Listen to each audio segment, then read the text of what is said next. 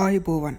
අද අපි වීඩියෝ එකෙන් කතා කරන්නේ වාස්තු විද්‍යාවට අනුව අපේ දියුණුව වැඩි වෙන විදිහට නිදන කාමරය සකසා ගන්නේ කොහොමද කියලා. අපි මුලින්ම නිදන කාමරයක ප්‍රධානම අංගයක් වන නිදන ඇඳ කොහොමද පිහිටන්න ඕනේ කියලා බලමු. අපේ හිස උතුරු දිශාවට, ඊශාන දිශාවට හා ගිනිකොන දෙසට පිහිටන විදිහට නිදන ඇඳ ස්ථානගත වෙලා තියෙන එක අසුබ දෙයක් විදිහට තමයි වාස්තු විද්‍යාවේදී සඳහන් වෙන්නේ. දකුණ, නිරිත, බස්නාහිර යන දිශාවන්ට ඔබගේ හිස පිහිටන විදිහට ඇඳ සකස් කරගන්න පුළුවන් නම් වඩා සුදුසු බවයි වාස්තු විද්‍යාවේදී සඳහන් වෙන්නේ. ඒ වගේම ඔබේ නිදන ඇඳ යට එක එක જાතිය බඩු පුරවලා අපිරිසුදු කරගන්න එපා. ඒක ඔබටම කරගන්නා අසුබ දෙයක්. නිතරම ඇඳ යට අතු ගාලා පිරිසිදුව තබා ගන්න. ඔබේ ඇඳ ඇතිරිලි මිලදී ගන්නා විට නිතරම ලා පැහැති ඇඳ ඇතිරිලි මිලදී ගන්න. එම ලා පැහැති ඇඳ ඇතිරිලි ඔබට වාසනාව උදා කරලා දෙයි.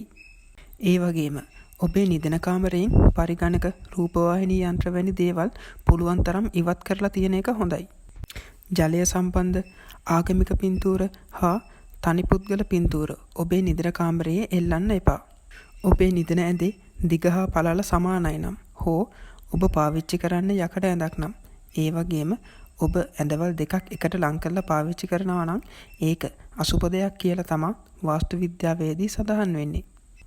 ඔබේ නිදන ඇඳ ඉදිරිපිට කණ්ණාඩියක් තියෙනවා නම් ඒක ඉවත් කරන්න.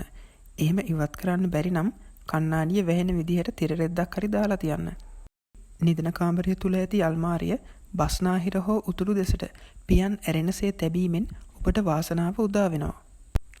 නිදන කාමරයේ දොරට හරියටම ඉදිරියෙන් නිදන ඇඳ තියෙනවා නම් එය හරිම අසුබ දෙයක් විදිහට තමයි වාස්තු විද්‍යාවේදී සඳහන් වෙන්නේ. ඔබේ නිදන කාමරයේටම අලලා හදලා තියෙන නාන කාමරයේ දොරත් නිතරම වසා තැබීම තමයි හොඳ.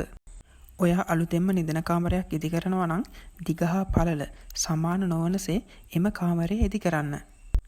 ඇඳේ හිස තියෙන පැත්තෙන් එහා පැත්තේ බිත්තියේ නාන කාමරයක් හෝ කුස්සියක් ඉදි කරන්න එපා. ඔයාට තියෙන්නේ තට්ටු දෙකක හෝ තුනක නිවසක් නම් ඔබේ නිදන කාමරයට හරියටම ඉහළින් හෝ පහළින් නාන කාමරය තියන්න බෑ.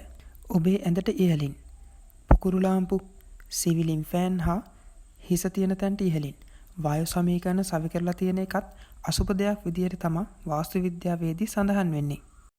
ඒ වගේම නිදන කාමරයේ නිදන ඇඳට ඉහළින් හරස් බාල්ක තියෙනවා නම් ඒකත් බොහොම අසුබ දෙයක්. මේ හැම දෙයකටම අමතරව අපි අපේ නිදන ඇඳ හා නිදන කාමරය පිළිවෙලට හා පිරිසිදුව තබා ගැනීම බොහොම හොඳ දෙයක්. ඔයාට මේ වීඩියෝ එක වැදගත් වුණා නම් ලයික් එකක් දාන්න. එහෙනම් අපි අද වීඩියෝ එකෙන් ගිහින් එන්නම්. අපිව සබ්ස්ක්‍රයිබ් කරන්න අමතක කරන්න එපා. ජය වේවා.